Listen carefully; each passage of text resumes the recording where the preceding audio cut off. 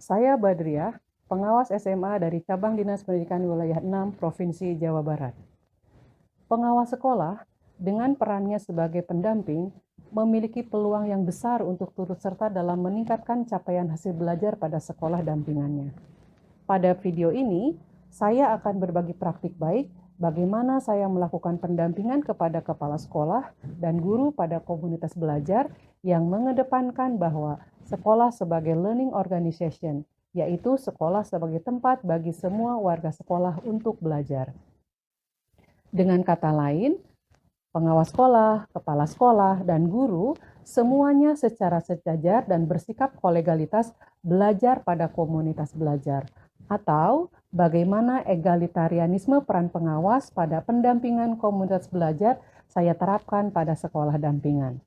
Metode yang saya implementasikan agar 3 aktor utama pendidikan, yaitu pengawas sekolah, kepala sekolah, dan guru, dapat belajar bersama-sama pada komunitas belajar adalah dengan menggunakan metode Objective Key Results atau OKR. Objective Key Results saya adaptasikan untuk membuat komunitas belajar di sekolah yang saya dampingi memiliki rencana dan tujuan yang jelas, sehingga dapat meningkatkan kompetensi kepala sekolah dan guru. Tujuan atau result yang diinginkan adalah peningkatan capaian skor rapor pendidikan pada indikator numerasi dan peningkatan kepemimpinan instruksional guru karena itu yang muncul pada masalah di rapor pendidikan serta berdasarkan hasil pengumpulan data asesmen awal yang telah saya lakukan. Yang nantinya dari kegiatan ini dampak kolateralnya adalah prestasi sekolah, kepala sekolah, dan guru meningkat. Langkah-langkah yang saya lakukan adalah yang pertama, saya mengumpulkan data dan informasi mengenai performa sekolah yang saya dampingi. Saya pelajari profil sekolahnya, rapor pendidikannya, hasil analisis SWOT yang dilakukan oleh sekolah, juga analisis konteks sekolah yang dituangkan pada KOSP sekolahnya pada bab 1. Hasilnya, saya memiliki data kondisi per sekolah. Data ini menjadi dasar bagi saya untuk melakukan objective key result. Yang pertama yaitu objektif atau menentukan tujuan. Langkah yang kedua adalah berbekal data asimetris dari setiap sekolah, saya melakukan diskusi dengan tim kecil sekolah.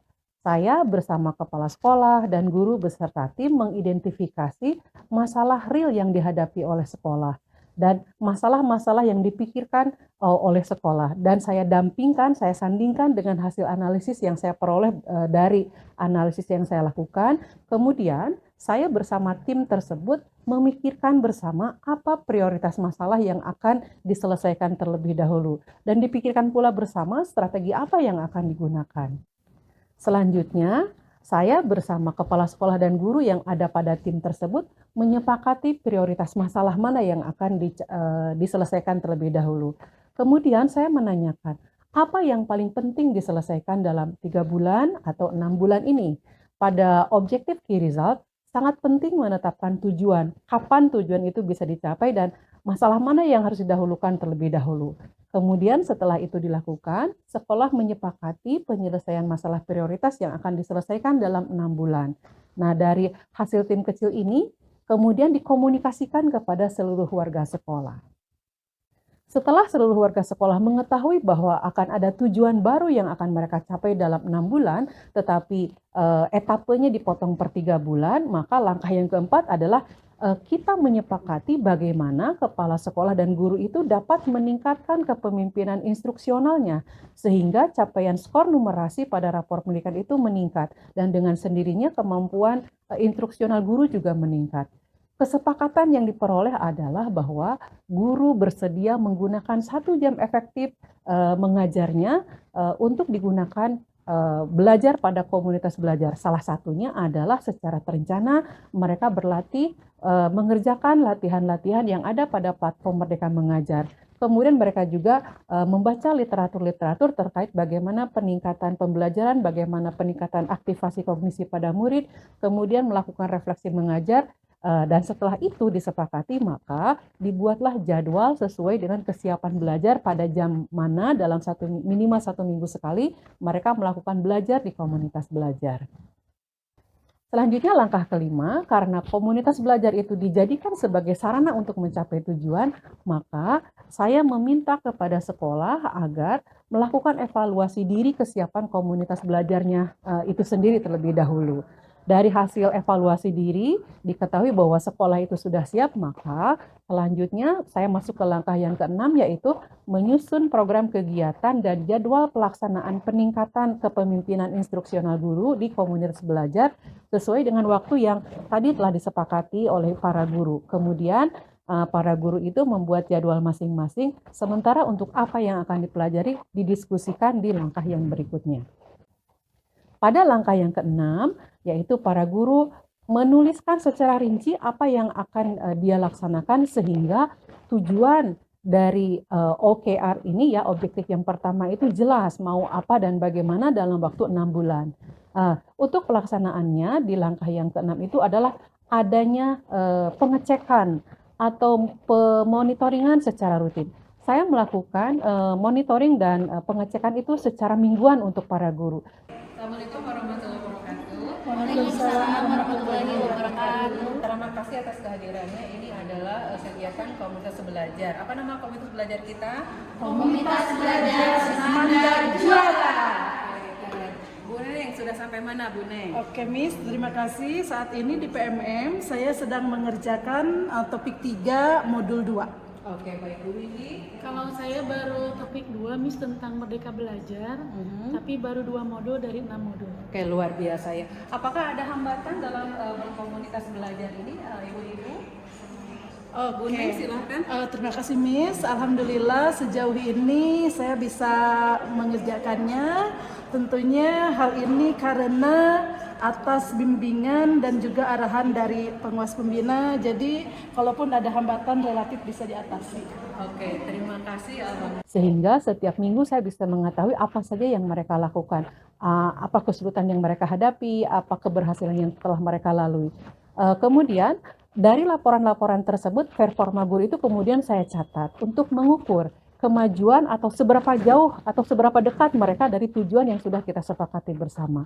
Kemudian untuk kepala sekolah, saya melakukan pengecekannya per 2 minggu. Sama ya, tujuannya untuk melihat seberapa dekat atau seberapa jauh dia ke tujuan yang sudah disepakati tadi. Kita ini di Bali sudah meningkat 260 derajat. 260 derajat meningkatnya yang penting kali lipat.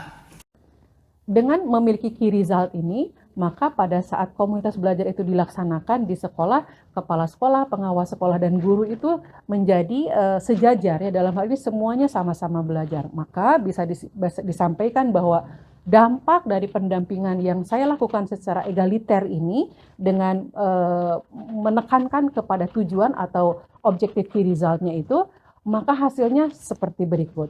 Yang pertama, sekolah itu memiliki komunitas belajar.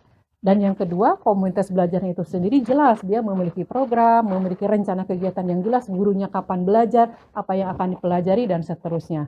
Kemudian yang ketiga, dampak yang terasa sekali adalah guru dan pengawas serta kepala sekolah itu secara rutin bersama-sama membaca literatur, membaca literatur, menghadapi materi yang berat, yaitu mengenai peningkatan numerasi, yaitu mengakses pelatihan-pelatihan yang ada disediakan untuk asesmen seperti asesmen tingkat kelas itu tidak mudah bagi para guru. Kemudian saya sebagai pengawas mendampinginya, kemudian membantu bagaimana memberikan masukan pada saat perancangan modul ajarnya, dan saya juga mendampingi pada saat mereka menerapkannya di kelas. Kemudian dilakukan refleksi dari hasilnya. Yang menarik adalah pengawas sekolah itu menjadi teman belajar, teman curhat, dan rekanan dalam meningkatkan kepemimpinan instruksional bagi guru. Hal lain adalah bahwa dengan adanya kesejajaran atau egaliter ya pengawas pada pendampingan di komunitas belajar itu, guru itu memandang bahwa pengawas itu bukan tukang mencari-cari kesalahan atau tukang centang-centang gitu, bukan seperti itu, tapi merupakan teman yang sama-sama belajar di dalam komunitas belajar. Berikut testimoni yang pada Kombel ini diawasi oleh seorang pengawas, yaitu pengawas kami, yaitu Ibu Badriah MPD. Di dalam kegiatan komunitas belajar ini, tentunya peran pengawas sangatlah penting bagi kami. Peran pengawas di sini yang pertama yaitu menjadi teman bagi rekan-rekan guru dalam belajar. Bersikap sejajar pada kegiatan pendampingan. Kami sangat menghargai setiap pendapat yang diajukan oleh para guru di komunitas belajar. Untuk Miss B, Pamaman Kutap Ketap, mantap!